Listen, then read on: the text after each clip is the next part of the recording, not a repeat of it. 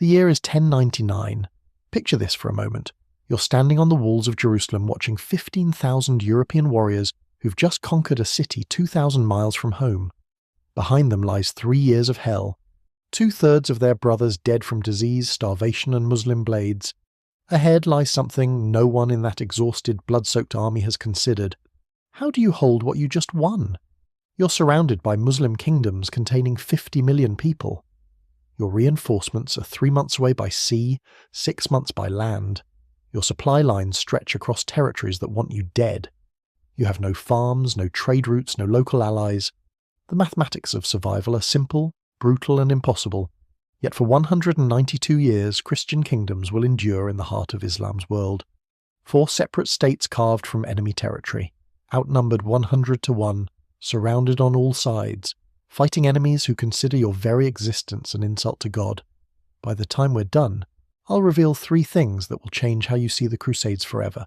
First, the genius political system that let 120,000 Europeans control 2 million Muslims. A blueprint for colonial rule that Europeans would use for 800 years. Second, why Muslim armies that could field 100,000 warriors couldn't crush kingdoms that struggled to raise 5,000 defenders. Third, the moment when Crusader civilization, castles, courts, laws and culture came within 24 hours of complete annihilation and the desperate gamble that saved it. But here's what the chronicles don't tell you about that July morning in 1099. As Crusader lords carved up their conquered territories, they were creating something unprecedented in medieval history. Not colonies dependent on a mother country, not military occupations, but actual independent kingdoms on enemy soil, designed to last forever. The audacity was breathtaking. The kingdom of Jerusalem crowned its own kings. The county of Tripoli minted its own currency.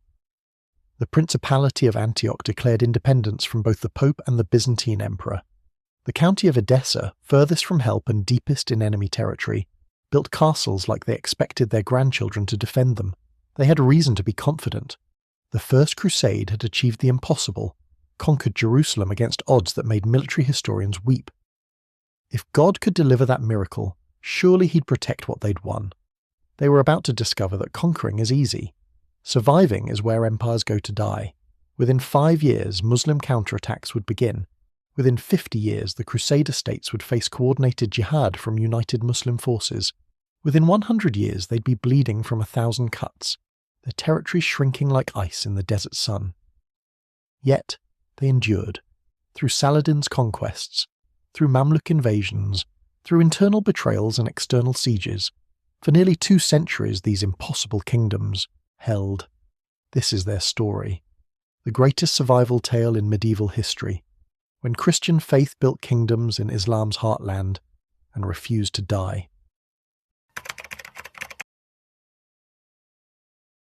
The year is 1099, July 15th. Jerusalem has fallen. You're standing in streets running ankle-deep with blood. 40,000 Muslim and Jewish inhabitants lie dead in the greatest massacre the Holy Land has seen in centuries. Around you, 15,000 European warriors who've just conquered a city 2,000 miles from home are asking a question nobody considered during 3 years of hell getting here. Now what? Behind them lies a trail of corpses stretching back to Constantinople. 2/3 of their brothers dead from disease, starvation, and Muslim blades. Ahead lies something far more terrifying than any battle they've fought. They're surrounded by Muslim kingdoms containing 50 million people. Their reinforcements are 3 months away by sea, 6 months by land. Their supply lines stretch across territories that want them dead. The mathematics of survival are simple, brutal, and impossible. Yet what happens next will defy every principle of medieval politics. Within 6 months, 4 separate Christian kingdoms will emerge from conquered territory. The Kingdom of Jerusalem stretching from Gaza to Beirut, the county of Edessa carved from Armenian highlands, the Principality of Antioch controlling Syria's northern reaches, the county of Tripoli dominating the Lebanese coast, 500 miles of coastline, 2 million hostile subjects, defended by barely 15,000 warriors who can't go home because there's nothing to go home to. Godfrey of Bouillon, the man everyone expects to become king, does something that stuns the assembled lords. He refuses the crown. In the city where Christ wore thorns, Godfrey won't wear gold. He takes the title Defender of the Holy Sepulchre instead, and dies within a year, his body broken by the campaign. His brother Baldwin, Count of Edessa, has no such humility. He marches south, gets himself crowned King of Jerusalem on Christmas Day 1100, and immediately faces the question that will haunt Crusader States for 2 centuries. How do you hold what you just conquered? Baldwin's solution becomes the blueprint for colonial rule that Europeans will use for 800 years. He can't replace the Muslim population. There aren't enough Christians in Europe willing to emigrate, and those who come are warriors, not farmers. So he creates history's strangest military occupation. Muslims keep their mosques, pay their taxes, work their farms. Jews run banking systems because Christian law forbids usury, but somebody needs to finance this kingdom. The legal code called the Assizes of Jerusalem grants Muslim subjects surprising rights. Not from kindness, but mathematics. You can't tax corpses, and you can't farm land you've depopulated. The genius is in the castles. Baldwin understands something that takes Muslim commanders decades to figure out. In this terrain, 200 defenders behind stone walls can control regions containing 50,000 hostiles. He builds 25 fortresses in 18 years, Crac des Chevaliers, Belvoir, Kerak, Montfort, names that will echo through crusading history. Each one positioned so that if Muslims attack one castle, defenders from 3 others can see the smoke and ride to help. It's a network so elaborate that conquering it would require besieging every fortress simultaneously. No Muslim kingdom has the resources for that. Not yet. But Baldwin's real genius is economic. He controls the pilgrimage routes and the trade roads between Egypt and Damascus. Every caravan pays tolls. Every pilgrim needs food, shelter, protection. He turns faith into fortune. By 1115, the Kingdom of Jerusalem is financially solvent, which shouldn't be possible for a state that exists in permanent siege conditions. The gold pays for mercenaries when European reinforcements don't arrive. It funds the castle. Construction that makes conquest nearly impossible. It buys alliances with Armenian Christians and pays off Muslim emirs willing to betray their co-religionists for silver. Then, in 1119 and 1113 respectively, 2 organisations arrive that will change everything: the Knights Templar and Knights Hospitaller. At first they're small, a handful of warrior monks who take vows never to retreat, never surrender, never show mercy to Islam's armies. But they're something the Crusader States desperately need. Standing armies that don't go home when wars end. Professional soldiers who answer to the Pope alone, not local kings. Within 20 years, they're building fortresses that make royal castles look like toys. Crac des Chevaliers can garrison 2,000 men and withstand sieges lasting years. Margas walls are 75 feet thick. These aren't fortifications. They're medieval superweapons. The first generation of Crusader lords dies rich, powerful and confident they've built something. Permanent. Their sons are born in the East, speak Arabic, marry Syrian Christians. They're not occupiers anymore. They're natives with European names. The Kingdom of Jerusalem mints its own currency. The County of Tripoli runs its own courts. The Principality of Antioch declares independence from both the Pope and the Byzantine Emperor. These aren't colonies. They're sovereign states that happen to be surrounded by enemies. But the cracks are showing. In 1110, at the Battle of Harran, a Muslim coalition destroys a Crusader field army. It's the first major defeat since Jerusalem fell. The lesson is terrifying. Crusaders aren't invincible. When Muslim kingdoms stop fighting each other and focus on the Franks, Christian armies bleed. The political dysfunction makes it worse. Each state pursues its own interests. Jerusalem cares about Egyptian gold. Antioch wants Syrian territory. Edessa, furthest north and most vulnerable, gets the least help because saving it doesn't profit the southern kingdoms. The Muslim world is watching and learning. In 1127, a Turkish warlord named Zengi becomes Atabeg of Mosul. He's different from the others. He doesn't just raid Crusader territories for loot. He preaches jihad while building the armies to back it up. He's the first Muslim leader since 1099 to prioritize reconquest over personal power. Crusader intelligence reports his rising strength. The lords in Jerusalem, Antioch and Tripoli read the reports and do nothing. They're too busy fighting over trade rights and border disputes to notice the storm gathering. 17 years later, on Christmas Eve 1144, Zengi's armies surround Edessa. The count is absent, chasing glory in Armenian territories. The garrison numbers 700 against 40,000. The siege lasts 4 weeks. When the walls fall, the slaughter shocks even hardened Muslim warriors. 20,000 Christian inhabitants are killed or enslaved. The first Crusader state, the northern shield that protected all the others, ceases to exist. News reaches Europe in spring 1145.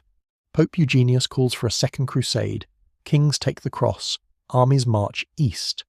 But everyone who understands the mathematics knows the truth. The Crusader states have learned they can be killed. And once you know something can die, it's only a matter of time before it does.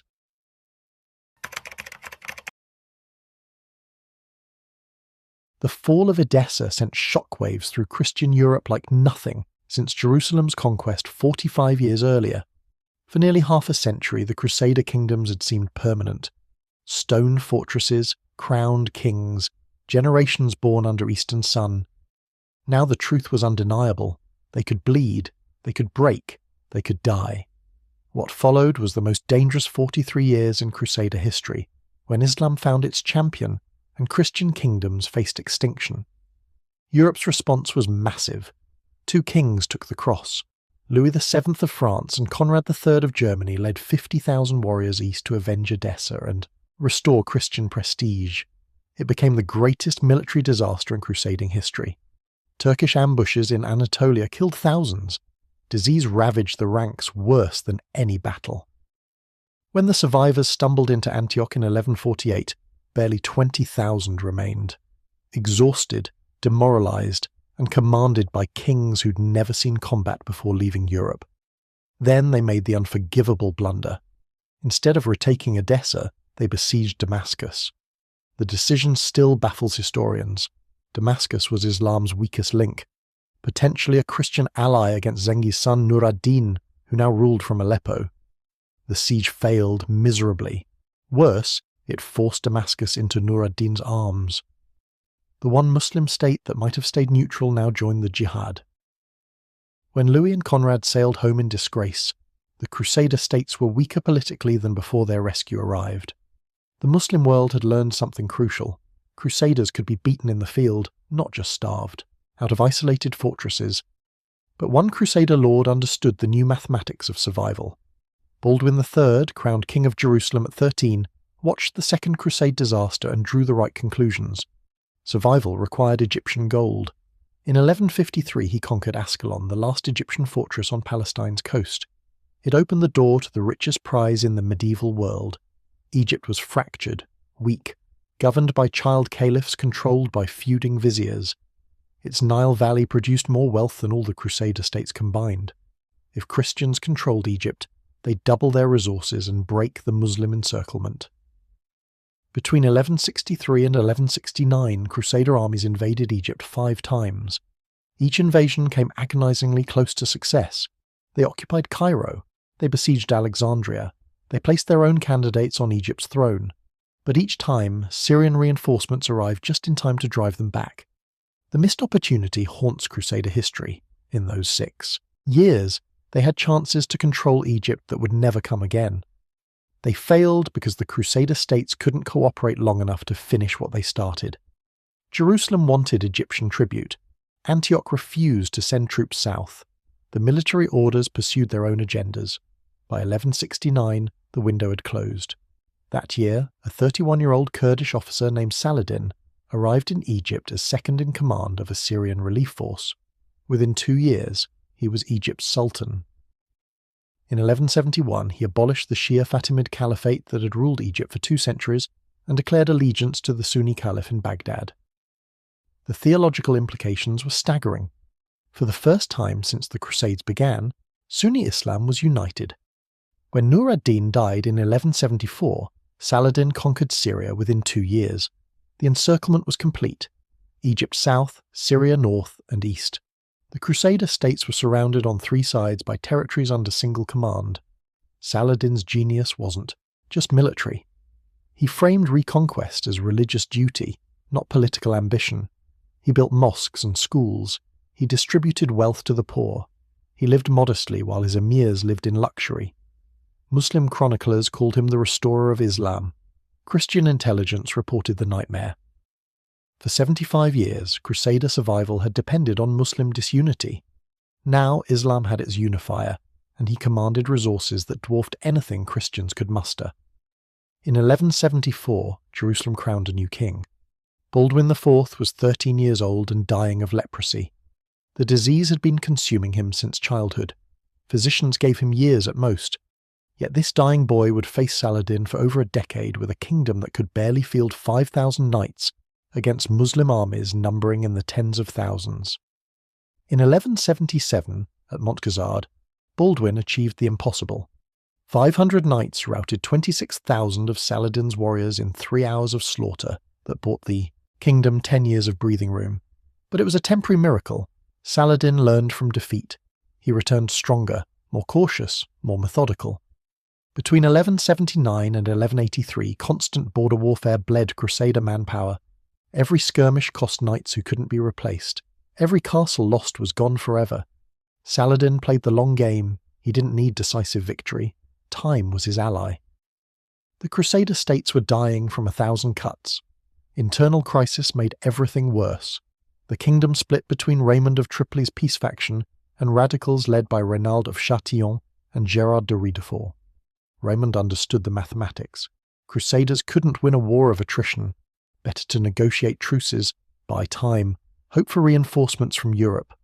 The radicals called this cowardice. They demanded aggressive action, raids deep into Muslim territory, shows of strength. The dysfunction came at the worst possible moment, when the kingdom needed unity more than ever in its history. Baldwin IV died in 1185 at age 24. His nephew, a child, inherited the crown and died within a year. The throne passed to Guy of Lusignan, who became king by marrying Baldwin's sister. He was a weak leader thrust into command at the moment requiring the greatest strength in Crusader history.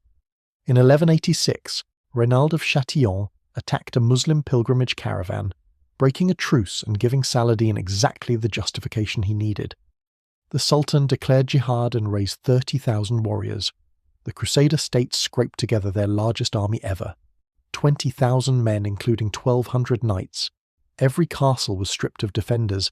Every lord brought every man who could hold a weapon. It was everything the kingdom could muster. The military orders contributed their full strength. Templars, Hospitallers, and Teutonic knights marched together. Armenian allies sent cavalry. Even Raymond of Tripoli, who'd counselled peace for years, joined with his men. Everything depended on the next battle. July 4th, 1187, Hattin. King Guy made every mistake possible. He left defensive positions near water. He marched his army into waterless terrain under the Syrian summer sun. He let his forces get separated from supply trains. By afternoon, 20,000 men were trapped on a hillside, dying of thirst, surrounded by Saladin's cavalry. The Muslim army set fire to dry grass. Smoke choked Christian ranks. Knights in armour cooked in the heat. By sunset, Crusader military power ceased to exist. Most were dead. The survivors, including King Guy, were prisoners. The military orders were decimated. The kingdom had 16 days to live before Saladin's armies reached Jerusalem's walls with nothing left to stop them. October 2nd, 1187. Saladin stands at Jerusalem's walls with an army that just destroyed Christian military power at Hattin 3 months ago. Inside the city are 60,000 civilians, a handful of knights, and no field army. Balian of Ibelin, a minor lord who happened to be in Jerusalem when Saladin arrived, commands the defence. He's got old men, boys, and terror. He threatens to slaughter 5,000 Muslim prisoners and destroy the Dome of the Rock if Saladin attacks. Both men know it's a bluff. Both men also know Jerusalem will fall. The question isn't if. It's whether Christian civilization in the East can survive losing its holiest city. The city surrenders October 2nd after negotiated terms. Saladin permits civilians to ransom themselves. Those who can't pay become slaves. It's mercy compared to what Crusaders did in 1099, but it's still the end. 88 years of Christian rule over Jerusalem ends not with martyrdom, but with gold changing hands. The shock across Christian Europe is seismic. 3 kings take the cross. Frederick Barbarossa of the Holy Roman Empire, Philip II of France, and Richard I of England, the greatest military response since the First Crusade. But Frederick drowns crossing a river in Anatolia before reaching the Holy Land. 20,000 Germans turn back without their emperor. The crusade that should have fielded 100,000 warriors arrives with barely 40,000. Richard and Philip reached the siege of Acre in 1191. The siege had been going for 2 years, 190,000 crusaders besieging 20,000 Muslims. The absurdity of medieval warfare laid bare. Disease killed more than combat. Starvation worked both ways. When Acre finally fell, Richard executed 3,000 Muslim prisoners when Saladin delayed paying ransom. The massacre established Richard's reputation. He wasn't here for chivalry. He was here to kill until Jerusalem was Christian again, or he ran out of men trying. September 1191 brought the Battle of Arsuf, Richard's tactical masterpiece. Saladin's field army smashed by disciplined Crusader charges. Muslim chroniclers called it a disaster. Christian writers claimed divine intervention. But Richard learned what every Crusader eventually learned. Winning battles doesn't mean winning wars. He attempted to retake Jerusalem 3 times, 1191, then twice in 1192. Each time he got close. Once he came within sight of the city walls. But logistics and Muslim scorched earth tactics forced retreat every time. Saladin burned crops, poisoned wells, evacuated villages. Richard's army couldn't sustain itself long enough to besiege Jerusalem, even if they reached it. The brutal calculus became clear. Richard could conquer Jerusalem. He probably had the military power, but he couldn't hold it. Not with Saladin's armies intact and Egyptian reinforcements endless. Not with supply lines stretching back to the coast through hostile territory. Not with winter coming and his army already decimated by disease.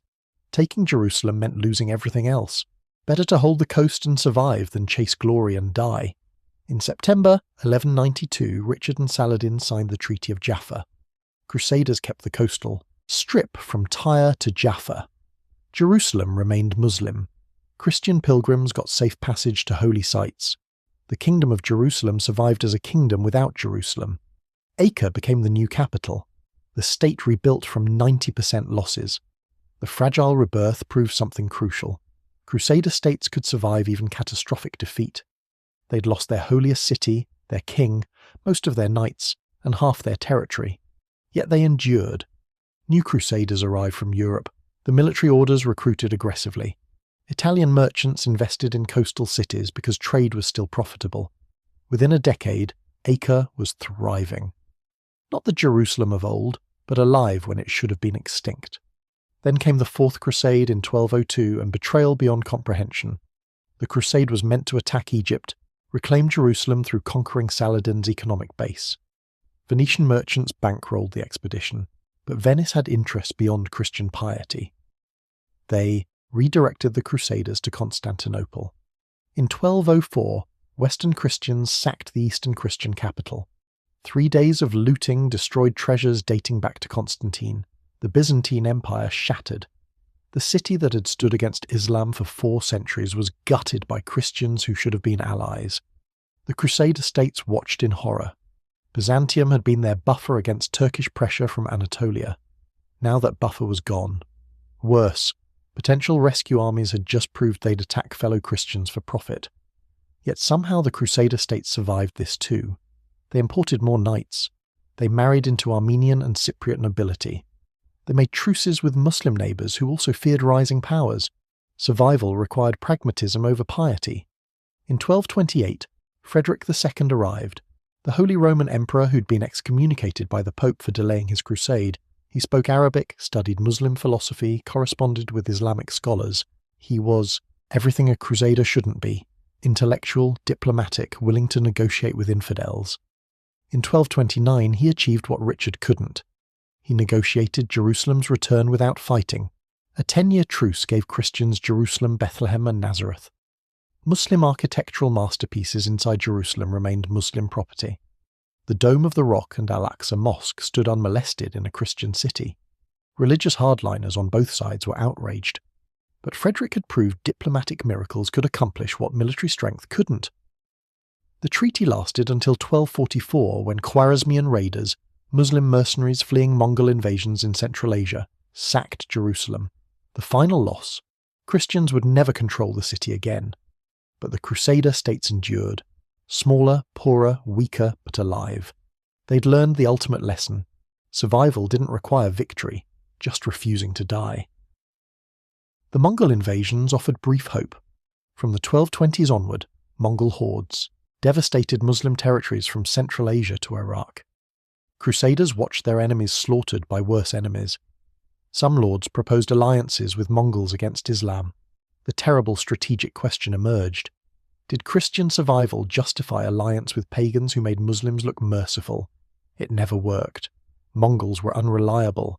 They destroyed everything, Christian and Muslim alike. When Mamluks defeated them at Ain Jalut in 1260, the brief window closed, but for 15 years Crusader states had survived partly because their enemies faced existential threats from the east. When those threats receded, Muslim attention returned to the coastal Christian enclaves that refused to disappear. The mathematics were getting worse every year. Fewer knights from Europe, less money from Italian merchants, more organised Muslim opposition. Yet they held on, year after year, decade after decade, proving that sometimes courage and stubbornness matter more than arithmetic. The twilight was coming, but it hadn't arrived yet. The year is 1250. The Crusader states have existed for 151 years, longer than the United States has existed as of 2024. Generations of Crusaders have been born in the East, never seeing Europe. They speak Arabic, eat Middle Eastern food, marry Eastern Christians. They're not occupiers anymore. They're natives with European names. But their world is dying, and everyone knows it. The question is, no longer can they win. It's how long until the end. Egypt's slave soldier caste, the Mamluks, overthrows their masters in 1250 and creates the Mamluk Sultanate. These aren't politicians playing at war. They're professional killers trained for combat since childhood. Taken as boys from Turkish and Circassian territories, raised in barracks, taught nothing but warfare. They know cavalry tactics, siege engineering, and how to die without fear. When they look at Crusader states, they don't see kingdoms, they see targets. The Seventh Crusade ends in disaster that same year. King Louis IX of France is captured, ransomed for a fortune that bankrupts his kingdom. The Mamluks learn what Saladin always suspected. Crusaders aren't military equals anymore. They're prey waiting to be hunted. Sultan Baybars takes power in 1260 and makes Saladin look merciful.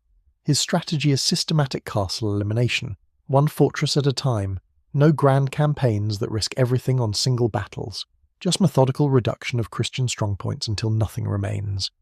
In 1265 he takes Caesarea and Arsuf, garrisons massacred despite surrender terms. In 1266 Safavid falls. 2,000 Templars butchered after promises of safe conduct. Muslim chronicles celebrate these victories. Christian Europe barely notices. The age of crusades is over. Nobody's coming to help. In 1268, Baybars besieges Antioch. The oldest Crusader state, survivor of 170 years, falls in 4 days, 100,000 inhabitants killed or enslaved. The speed shocks even Baybars' own commanders. A city that withstood dozens of sieges collapses before Mamluk siege engines that throw 300-pound stones. Walls built for 12th century warfare can't handle 13th century weapons. Counterweight trebuchets make every Crusader fortress obsolete. The castle network that seemed impregnable for generations crumbles like sand. The economics of extinction accelerate the collapse. Crusader states survive on Italian merchant support. Venice, Genoa, and Pisa control the Mediterranean trade. But in the 1270s, Mamluks offer better terms. Italian cities abandon their Crusader allies for profit. Why support failing kingdoms when Muslim sultans pay more and control larger markets? The military orders become the only reliable defenders.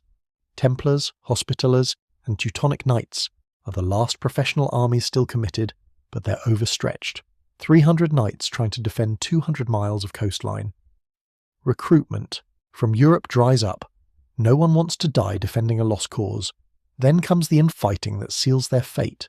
Between 1256 and 1258, the War of St. Sabas erupts. Genoa versus Venice fighting in Acre over merchant quarters. Crusader factions support different sides. Knights killing each other in the streets, while Mamluk scouts watch from the hills and take notes. Templars versus Hospitallers versus Teutonic Knights compete for dwindling resources. There's no strong king, no unified command, no strategic vision, just suicidal madness, fighting over scraps while the kingdom burns around them. Prince Edward of England arrives in 1271 with 1,000 knights, the Ninth Crusade.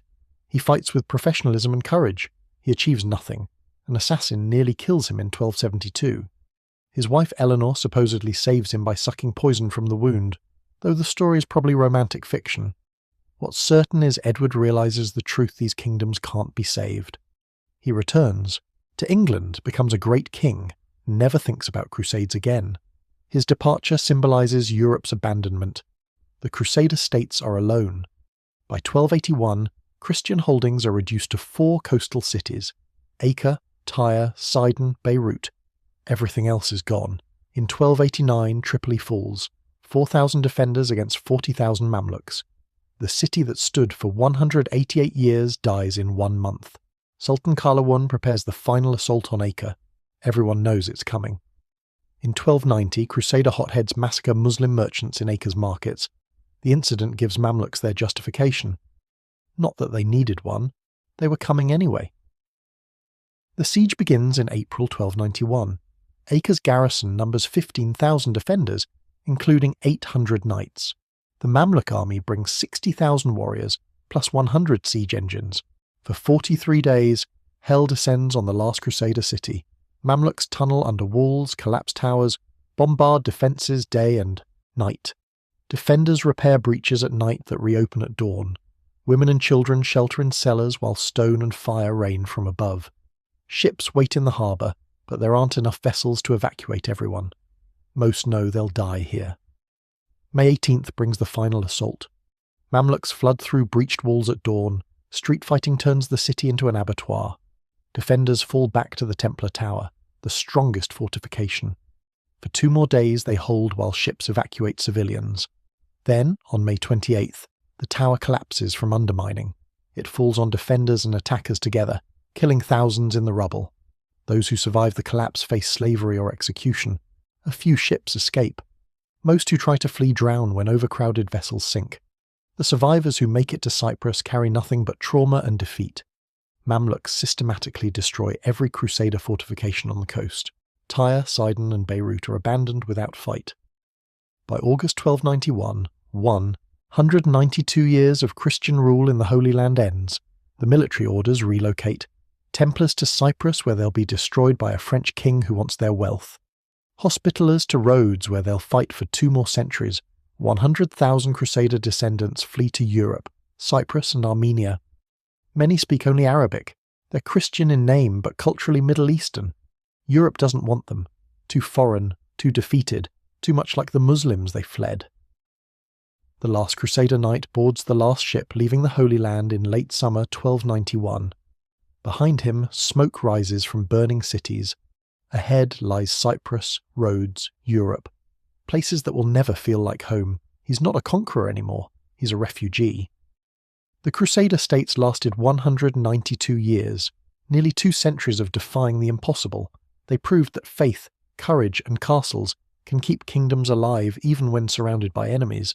But they also proved something darker, that empires built on conquest, no matter how brave their defenders, eventually drown in the blood they spilled creating them.